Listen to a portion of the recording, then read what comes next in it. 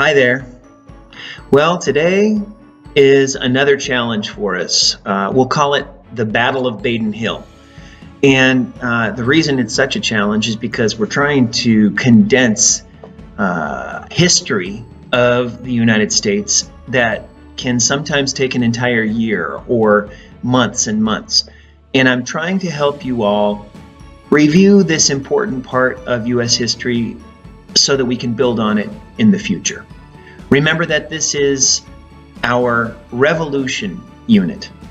And we will, first of all, we'll start talking about revolution in general, and I'll try and help you put that word in context and help you see how much is changing in the time that we're talking about and how this compares to other periods of revolution around the world. So without further ado, let's talk about revolution. Remember the 5th of November. The 5th of November was a day of revolution in England back in the reign of King James. Now, King James is the one who helped to translate the Bible into English, and he was the king when Shakespeare was writing some of his most famous plays. In fact, the play Macbeth is very connected to King James and has to do with King James's ancestors. So Shakespeare actually wrote that play as a kind of a tribute to King James. Well, what is the 5th of November, and why on the 5th of November do children all over the British Empire, and especially in England, why do they celebrate this time, and why do they do some pretty strange things? It's kind of like the Halloween after Halloween, and it's known today as Fireworks Night. It's a night where families and communities build bonfires, and you will also see little dolls or statues, kind of, we call them effigies. And these effigies are made in the image of a man named Guy, G-U-Y, Guy Fawkes. Guy Fawkes was a Catholic Englishman who honestly had been suffering and frustrated with other Catholics during the time of King James, when the government was essentially Protestant. And this comes after all of the wars of the Reformation, when Catholics and Protestants had fought each other across Europe. Well, the Catholics in England were oppressed because the official church was Protestant, the Anglican Church. And King James, even though he had some background that was Catholic, he actually was very Protestant, and he introduced laws that said that people needed to confess to the Anglican Church and renounce the Catholic Church publicly. And so it was at this time that there was a revolution that was planned. And the idea was a man named Guy Fawkes, along with other conspirators, actually planted big kegs of gunpowder underneath the halls of Parliament in London, in Westminster, and they were ready to go off the following day when Parliament was going to be there and the whole royal family was going to be there, and it would have wiped out the leadership of England, of Great Britain, of British Empire, and would have created a massive vacuum, and there would have been a revolution. But at the last minute, this conspiracy was uncovered. And Guy Fawkes was, you have this image where he was actually standing with the matches ready to light the gunpowder, and he was discovered. He was later executed. And Fireworks Night, or Guy Fawkes Night, it was a time to celebrate that this plan had been foiled, it had been messed up, and Guy Fawkes had been taken care of. And so little dolls of Guy Fawkes are burned. Even today, they are burned in effigy, and it's kind of a violent way to say, yay, we got rid of the traitor and we saved the king. Well, today there's a different meaning to Guy Fawkes Day, Guy Fawkes Night, Fireworks Night. It has to do with revolution in general, and the idea that even though that plot was disrupted, that the people always have this sense that they don't have to remain oppressed, that there are ways that we can throw off our oppressors and have liberty. And so Guy Fawkes Day today, for many people, it means liberty and fighting against tyranny, the tyranny of a monarch or a government. That is a background that you need to know because it happened in the early 1600s. Later on, the king actually was killed by revolutionaries, Puritan revolutionaries, during the English Civil War, during the mid-1600s. And this is long before our own Revolutionary War in the United States, in the colonies that became the United States. And it's also long before the French Revolution, which is maybe the most famous revolution in 1789. And so we need to know how revolution was starting to happen. It all kind of came out of the rebirth of the Renaissance and the scientific revolution and the opening of people's minds that we call the Enlightenment. And so Guy Fawkes was a little bit ahead of his time. Just remember that had to do with religious trouble in the country. But the Enlightenment is the source of the American Revolution and the French Revolution, two very, very different revolutions. The Revolutionary War in the United States was definitely violent, but there was a sense that it was going to be fought according to agreements in the past regarding what war could be, polite warfare, if there is such a thing. And the French Revolution had to do with masses of people who had been oppressed and poor, and they rose up against the rich people, the aristocrats and the king and queen, who had been making their lives terrible and miserable. And so in overthrowing those leaders, they were very violent and they took revenge, and it was a bloodbath.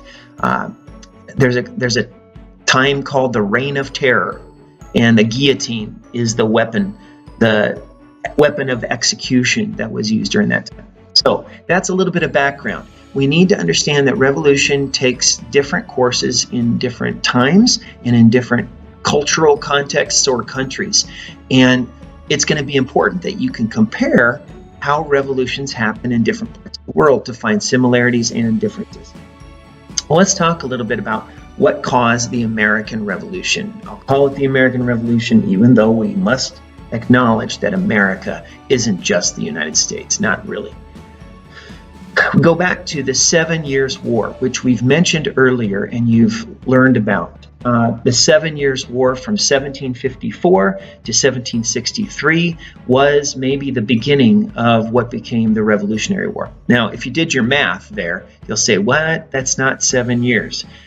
Yes, it actually took 2 years before it became an official conflict, and so people understand that it was actually 9 years. It's kind of like the 100 Years' War was 116 years long. People name it. I guess they round off.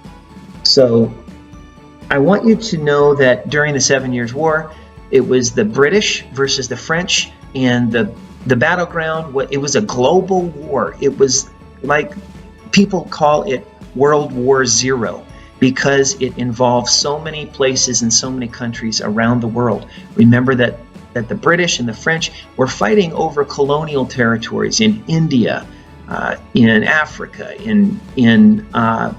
certainly in North America. And so it was very significant that the British were able to win that war. It was a war where each side had alliances with Native Americans, and that's why in the United States it was long called the French and Indian War. Again, we usually don't say Indians anymore to refer to Native Americans.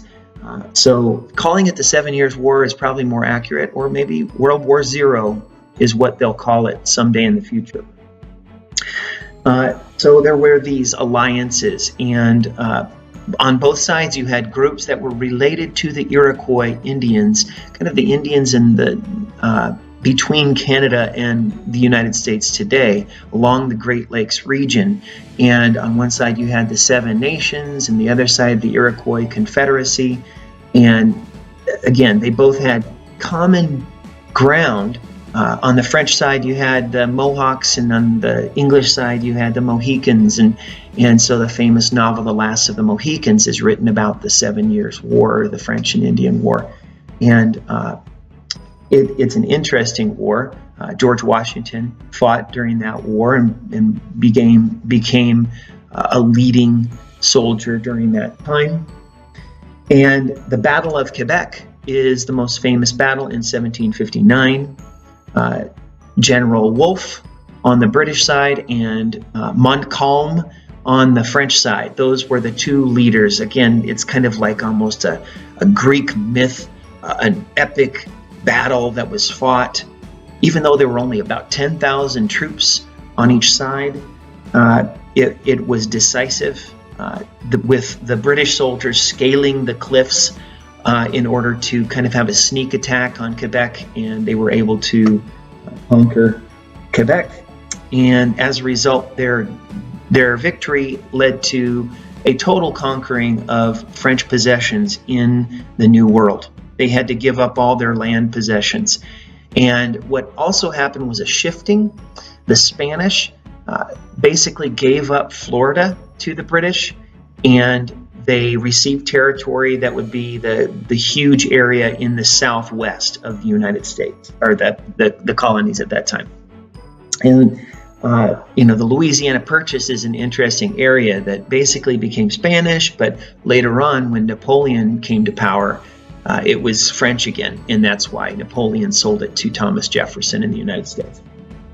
Well, it may have been a victory for Britain, but it also drained Britain's finances substantially. It was a very costly war, and so the British needed to raise money, and they started raising taxes on the colonies. And they had these troops in the colonies, and they wanted a standing army, because there's no battle immediately, but there could be later on. And they also wanted to kind of keep peace and be the police for the colonies. And this created a huge conflict, because you have all these troops in a place where they're not wanted. It's a little bit like what happened in Iraq and even in Afghanistan, where we have American troops, and those troops are supposed to fight for that country, but the thing is, they're seen as invaders or occupiers. And that's how it was for the British Army in the colonies in North America. So the taxes were placed on all kinds of items, and you need to know that the main problem with any taxes was that the people in the colonies believed that they didn't, taxes were as old as governments, but having taxes put upon you and then having no representation in government to decide on those taxes, that was the main problem. So we call that that there shouldn't be taxation without representation. And the main tax that you need to know was from the Stamp Act in 1765.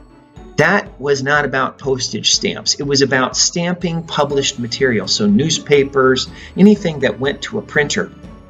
And you know that's how people communicated. There were no telegraphs or internet, things like that.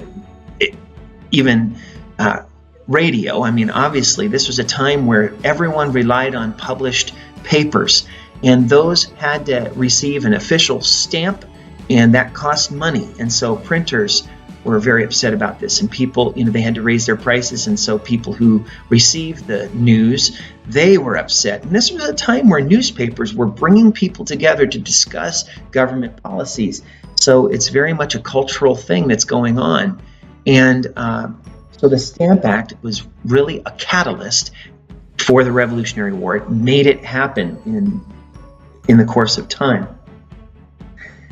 And in 1767, there were additional acts placed on, or taxes placed on things like paper and glass and tea.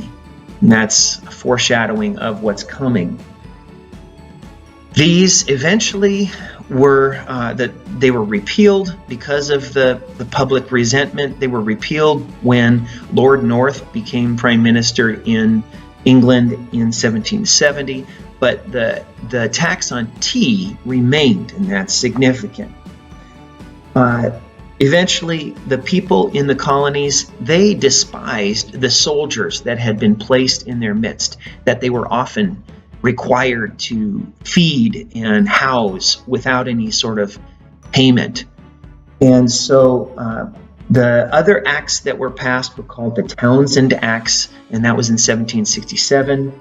But by 1770, the mobs were coming out, and they were even bold enough to surround the British soldiers and even throw things at them, snowballs and maybe even rocks. And I mean, these British soldiers are armed, and so you know that this is a powder keg, and all it takes is a spark for something bad, very bad, to happen. And so this led in 1770 to what we call the Boston Massacre.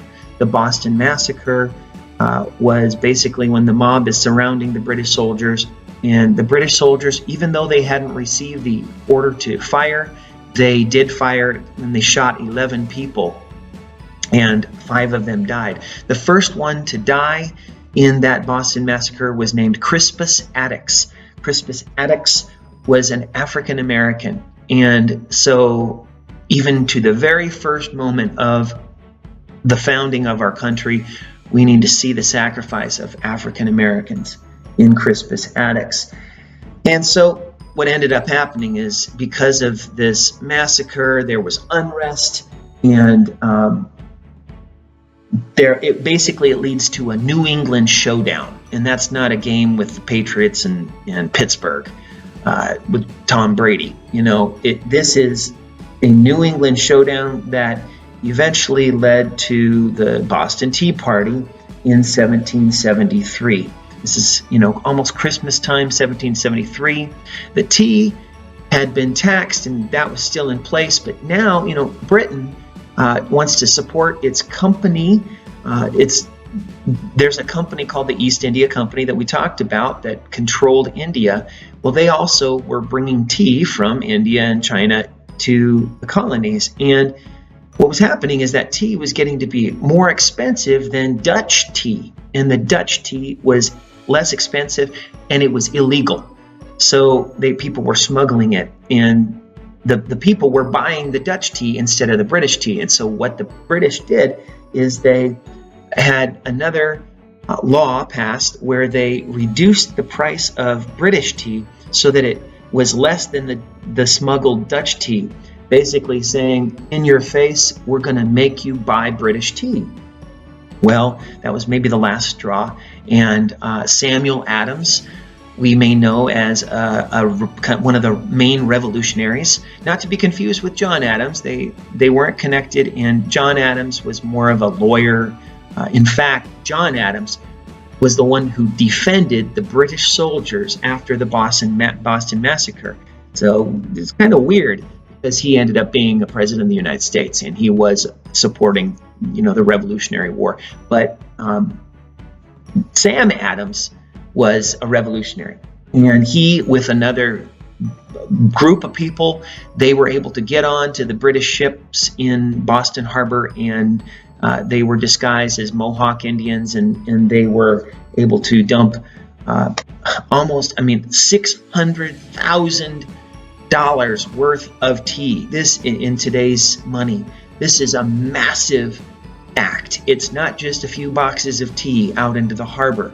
And so that's very significant to understand. As a result of that Tea Party, the Intolerable Acts were passed in 1775. And this is, again, it's responding to the Tea Party. And 4 main things were decided in the Intolerable Acts. They were called intolerable by the colonists, saying this is intolerable. We will not stand this anymore. And the four things that happened. First, it closed the port of Boston until Boston would pay for the tea that had been wasted. Okay, that's huge. That's a huge debt. Number two, the soldiers that were British, if they did anything wrong in the colonies, they could not be tried in the colonies. They couldn't have a trial in the colonies. They had to go back to England to be tried. And basically, this made it seem like they would get a lighter punishment because they could do whatever they wanted in the colonies and kind of get away with it. And the third thing was that the British government took away the Massachusetts Bay Colony Charter. And this was sacred to the colonists. It was their identity, their freedom. Remember, they had come to the colonies, to the New World, to gain freedom at Plymouth, and they wanted religious freedom and all that. But it's really important to see that this was a huge step to take away their governing power. And the last one is to require that colonists would house and feed British troops, and they didn't have to give their permission. They just had to do it.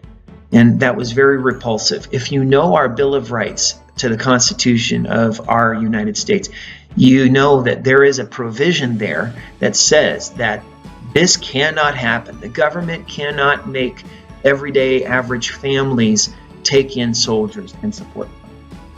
So we're going to speed up a lot here because some of the battles, you can find out the information elsewhere, but this lead up to the Revolutionary War, I think, is maybe the most significant.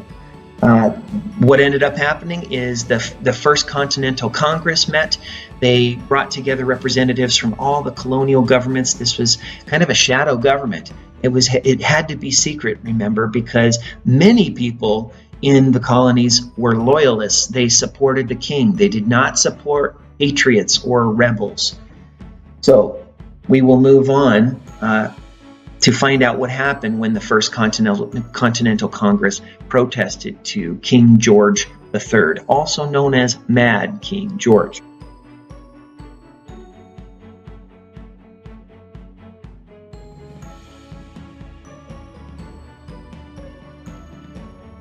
The drums of war began to beat, and the battle lines were drawn even before there were any battles.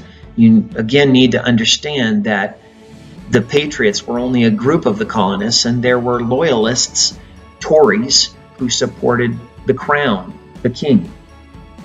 And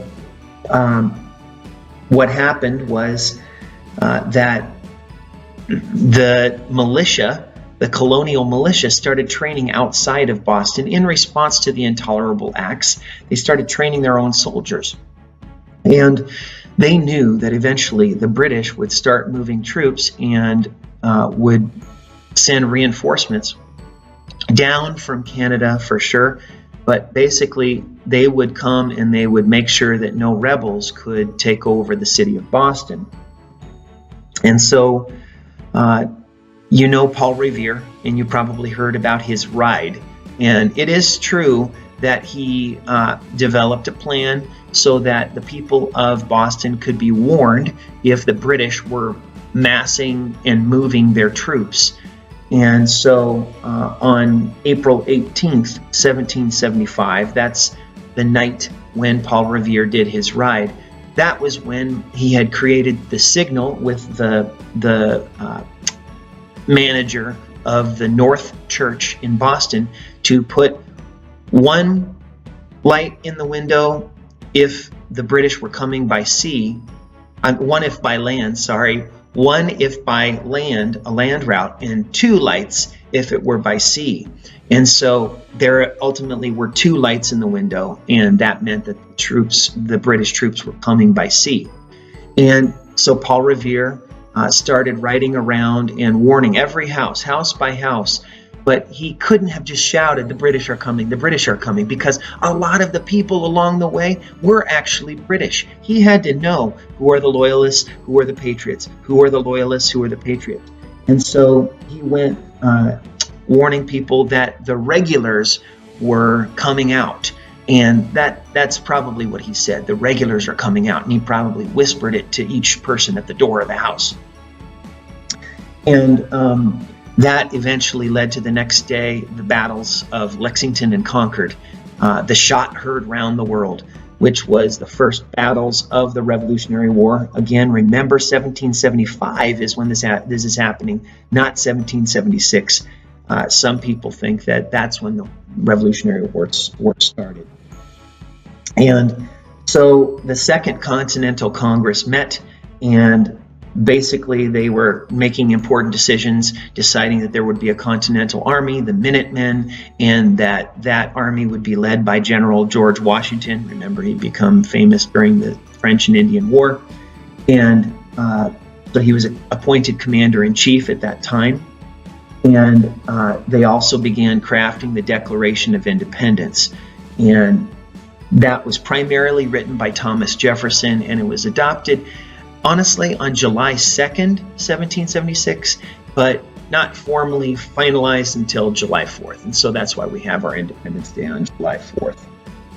And the important words to remember are Thomas Jefferson's words: "We hold these truths to be self-evident, that all men are created equal, that they are endowed by their Creator with certain unalienable rights, that among these are life, liberty, and the pursuit of happiness." So that's something to memorize.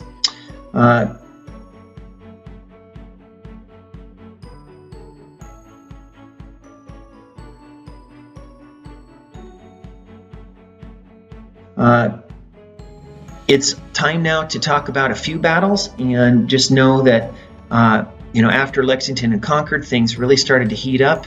The Battle of Bunker Hill was a loss for the Continental Army, meaning the Patriots. And even though it was a loss, it was a demonstration that the Minutemen could actually fight the Redcoats, could actually hold their own. So it was also a time where the British lost far more soldiers than they thought they should have. And the commander of the British forces, who was General Gage, he was actually fired because of it, and General Howe took over. So Gage and Howe were British generals, and on the Patriot side, or the Continental Army side, obviously you have General Washington, but you have a man named Benedict Arnold. Fascinating, because Benedict Arnold was one of the main generals fighting at this time.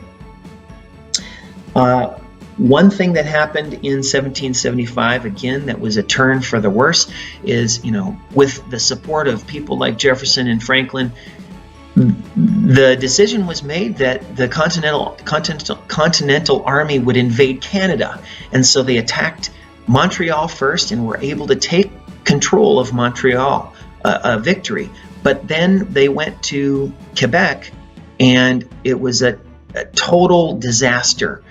The General Montgomery died in the battle, and Benedict Arnold was wounded, and it was a total disaster, and the Continental Army had to retreat. Now, Canada remembers to this day that it was the U.S. that invaded Canada at that time, even though Canada now is much different. They are independent from the British Empire.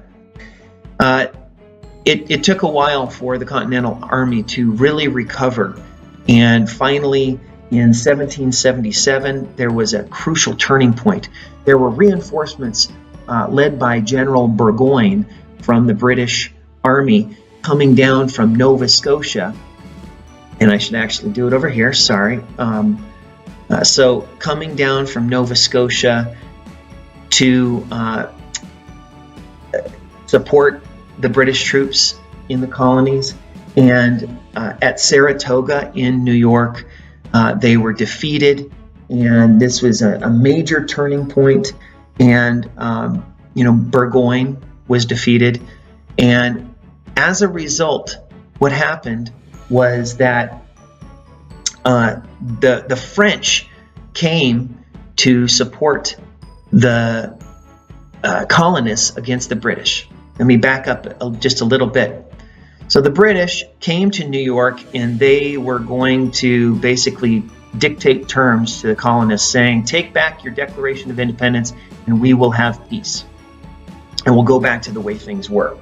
And, obviously the colonists they rejected that. And so that led to this movement of troops by General Burgoyne to come down. At this time, though, the British are enemies with the French. And the French, basically, they wanted to do something to get at the British. It helps us realize, again, just like the 7 Years' War, this was a global conflict. And so the famous General Lafayette is a French general, and he came to fight alongside General Washington. Well, kind of a side note, Paul Revere actually became a naval commander, and that's kind of part of the story we never hear. And he led an expedition of 44 ships called the Penobscot Expedition, and they were traveling up to fight against the British, but they lost the battle. It was the worst naval defeat until Pearl Harbor in 1941. So it has to be noted that Paul Revere was a great soldier, but a terrible sailor. Let's just say that. And so one of the reasons that that defeat led to an understanding that the Americans, the colonists, needed to have a better navy. And so that led to the French being a support for the Continental Navy, for the colonists. And we'll talk about a famous naval commander named John Paul Jones and his coordination with the French to attack the British. And it's fascinating because many of his battles were actually fought in Ireland or in England. And we just never think of the American Revolutionary War as being fought in England.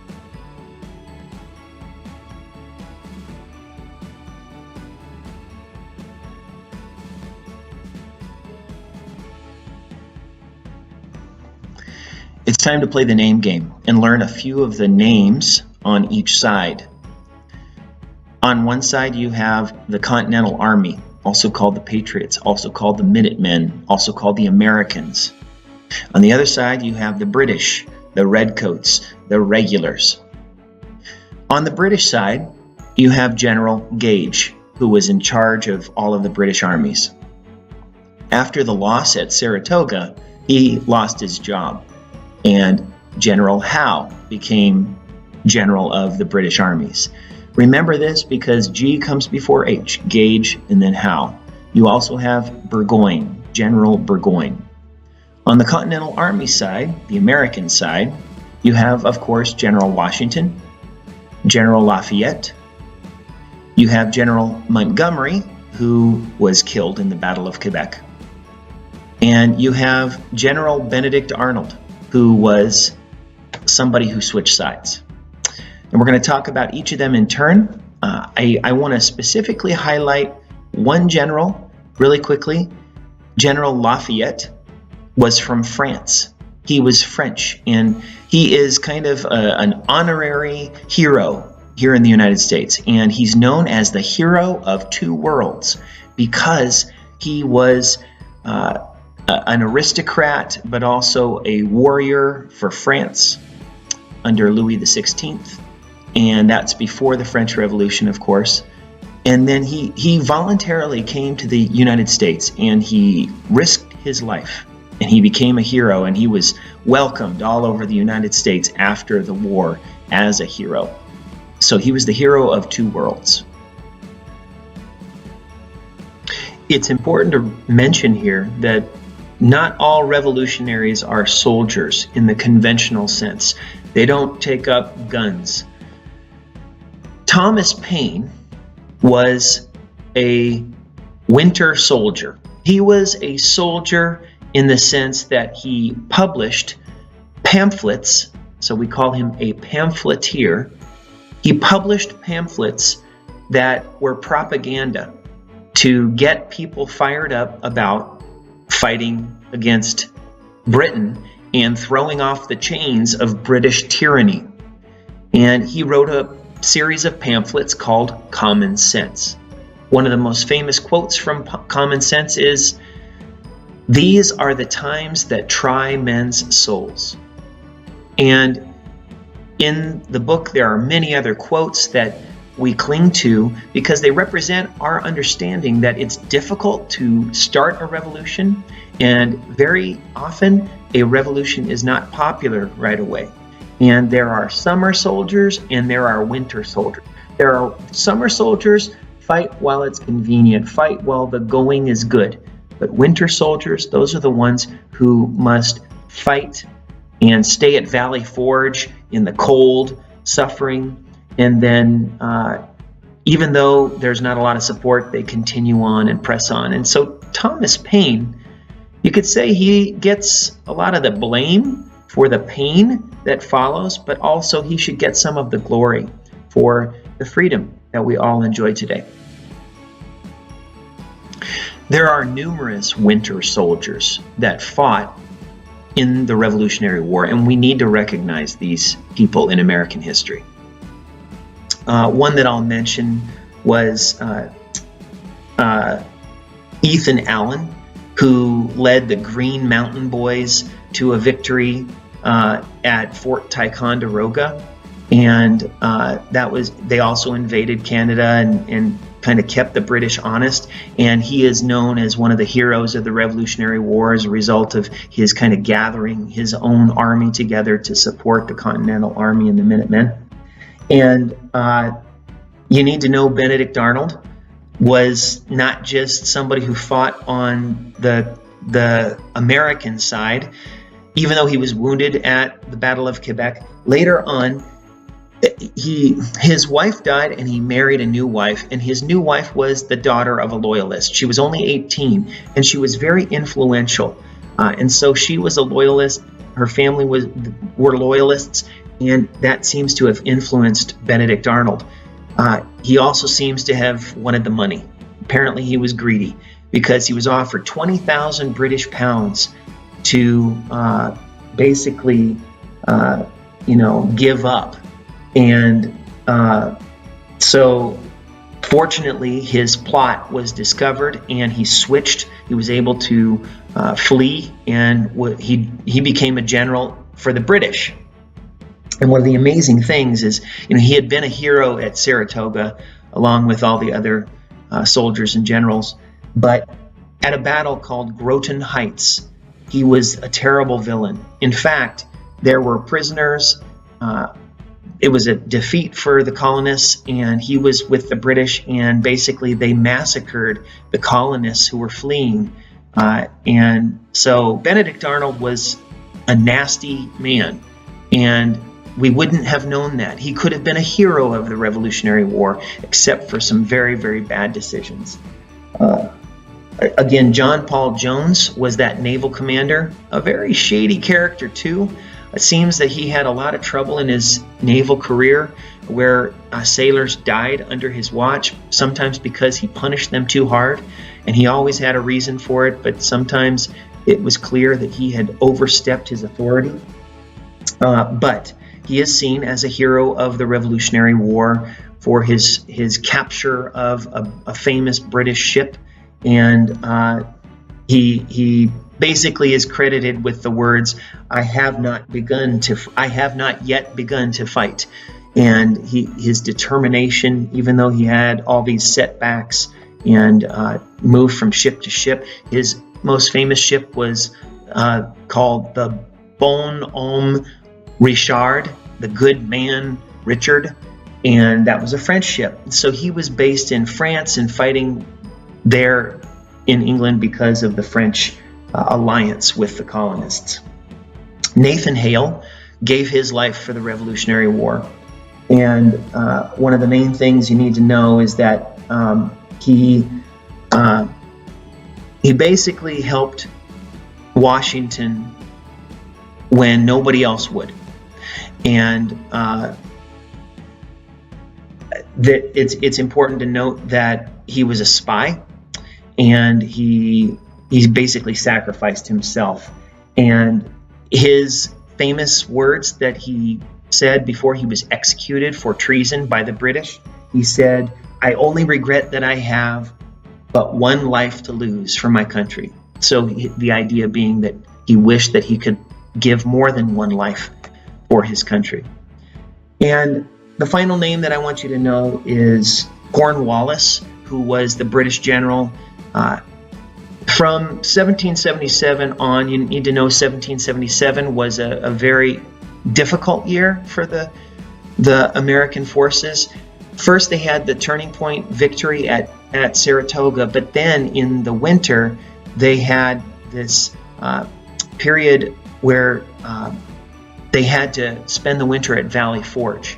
And fortunately, they were able to get to Valley Forge because the British had invaded Philadelphia, and there was a siege there that required the British troops. And so Washington was able to take the colonial troops, the Continental Army, and go to Valley Forge. And what ended up happening from 1777 all the way to into the 1780s was the British were starting to attack the South, the southern colonies. And this was a lot easier because they were less populated. The British took the southern port cities of Charleston and Savannah and basically controlled Georgia and South Carolina as a result. And things did not look good, even in this early 1780s. And they were attacking Virginia. But what happened is Cornwallis attacked Yorktown in Virginia and expected that he would have reinforcements and that his men would basically be rescued by the Navy fleet coming in. But because of the French alliance, the French came in and they attacked the British ships, and the British ships had to go back to Nova Scotia. And that left Cornwallis extremely vulnerable, and he ended up having to surrender his whole army to Washington's army at Yorktown, and that was the end of the Revolutionary War.